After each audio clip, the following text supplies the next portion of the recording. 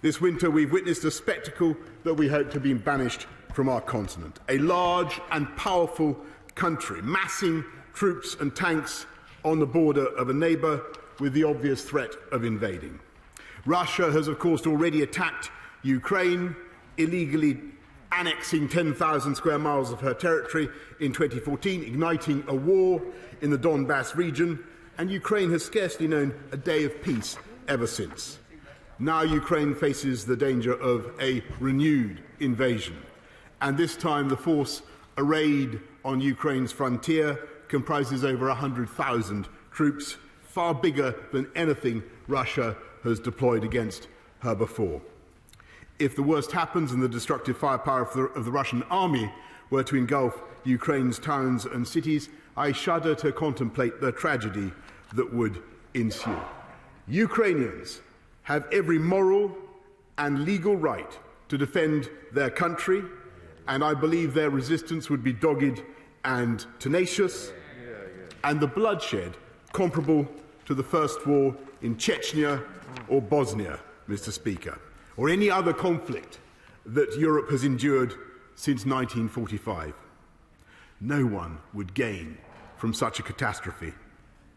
Russia would create a wasteland in a country which, as she continuously reminds us, is composed of fellow Slavs, and Russia would never be able to call it peace.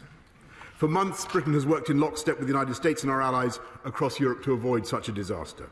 We've sought to combine dialogue with deterrence, emphasising how a united Western alliance would exact a forbidding price for any Russian incursion into Ukraine, including by imposing heavy economic sanctions.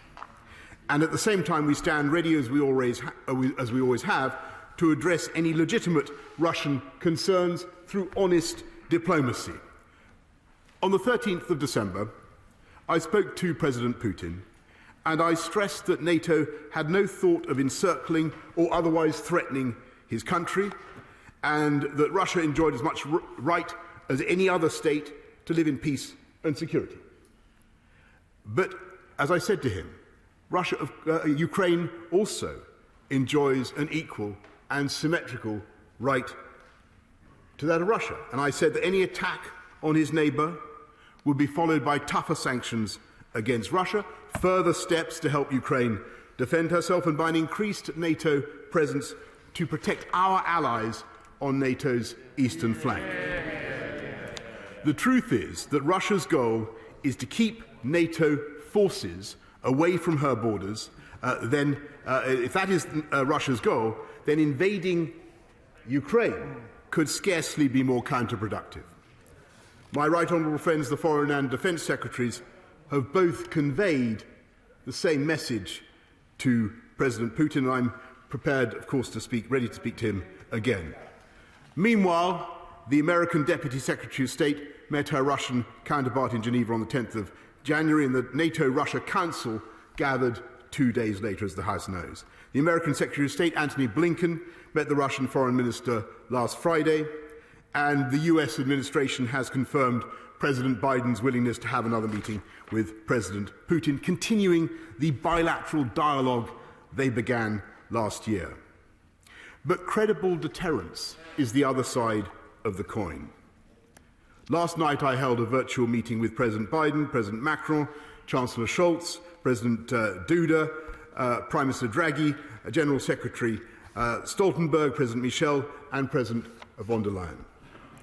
We agreed that we would respond in unison to any Russian attack on Ukraine, in unison, by imposing coordinated and severe economic sanctions, heavier than anything we have done before against Russia.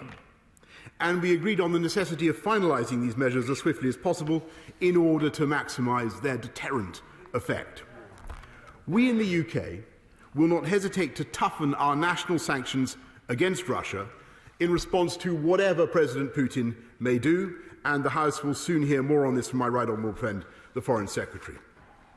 We've already declassified compelling intelligence exposing Russian intent to install a puppet regime in Ukraine, and we will continue to disclose any Russian use of cyber attacks, false flag operations or disinformation.